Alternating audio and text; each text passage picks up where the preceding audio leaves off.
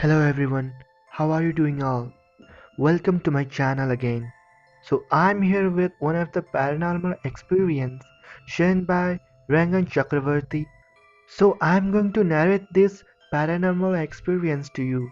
I have never experienced anything paranormal in my life till now. It's 16 years I'm here on earth, not a big deal, and desperately want to contact with supernatural. But almost 90% of my relatives have encountered them, so I'm literally jealous of them. Anyway, my uncle shared a story. My uncle is a kind of rational man of peculiar questioning nature. Doesn't obviously believe in those supernatural stuff. So naturally, he wouldn't waste hours telling me those things. But he shared it. Quite proves the story is damn authentic. After their marriage, they went on a trip to Kashmir and got a hotel. The name I don't remember, and the behaviors of all staff they judged was kind of bizarre. All the rooms were booked, but there was a room on the roof. When my uncle and aunt decided to stay on that room, the staff exchanged uncanny glances, but gave them the key in somewhat, what should I say, not a customer-friendly manner. They visited the room and admired the scenic beauty of the place in delight. There was nothing complaining about the arrangements, but the receptionist was always seen peeping into their room minutes later. When my uncle asked about it, he managed the scene by asking whether the TV was okay or not. And night fell. After sightseeing, they returned. And they returned to the room. My aunt had to undress and she went to the restroom. When she came back, my uncle could find an expression of terror in her face. She said she could feel the existence of someone behind her while she was dressing in the bathroom, but she couldn't see anyone. My uncle argued that it was a mistake of mine, and my aunt repelled by saying there is something in human being called intuition. Now they were sleeping. Both of them woke up in terror at the sound of something breaking. But everything was alright. Now here, both of them couldn't possibly have mistake of the mind at the same time. Especially for my very own uncle, unless it is a terrific coincidence. My uncle was still trying to find a logic explanation in this when all of a sudden, their eyes fixed on the wall. The wall was covered with spots of blood. The air was filled with unclear sound of people screaming. I have always wished if I could have been at the moment and noticed the expression on his face. The next day they departed. The staff were pretty surprised, maybe to see them alive. My uncle searched the history of the place. Around 11,000 refugees took shelter in that room during a certain period of political instability in the nation, and police shot them one by one. Their blood splattered on the walls, and their screams gives me goosebumps. The blocks were covered with beautiful wall paints, and the building formed into a hotel.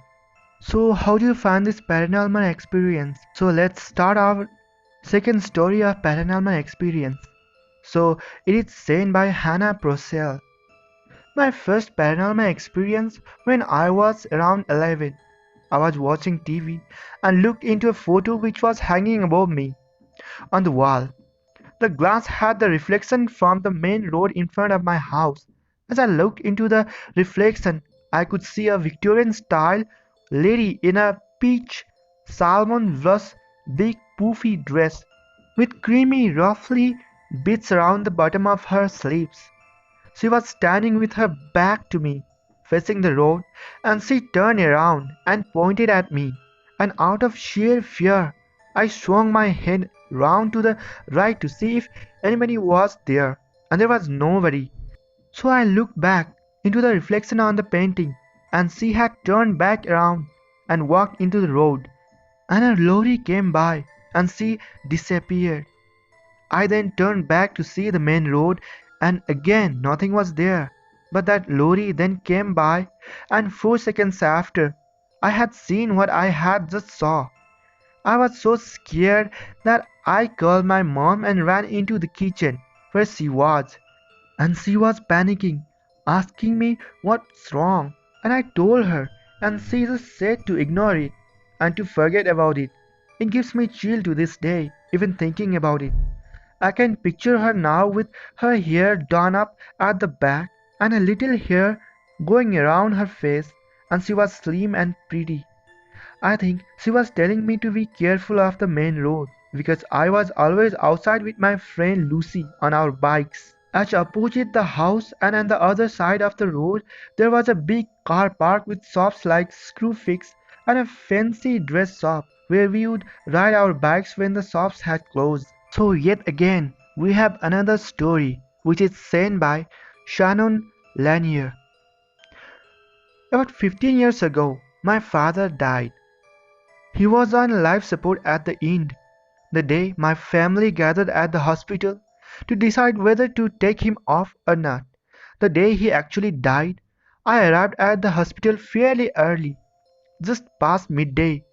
He was taken off life support and officially died late that night around 10:30 p.m. I had been at the hospital all day, and I should also mention, in case you thought, that I loved my father. He and I didn't have good relationship. It was strained at best. That night before he died, we all left hospital and went our separate ways. I went home. I was tired, emotionally exhausted.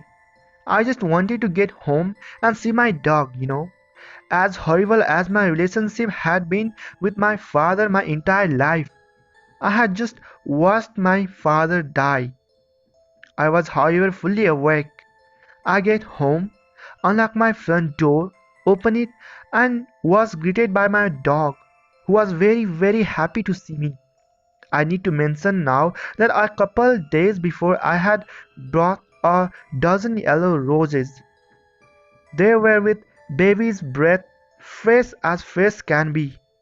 Stems as straight as board, petals a bright yellow and still closed. Each day they got fresh water, fresh flower food, including before leaving for the hospital the day my father died. They were on an end table in my living room, so I come in, greet my dog, then I just felt compelled to look the right where the vase of roses was. I don't know why, but I did it.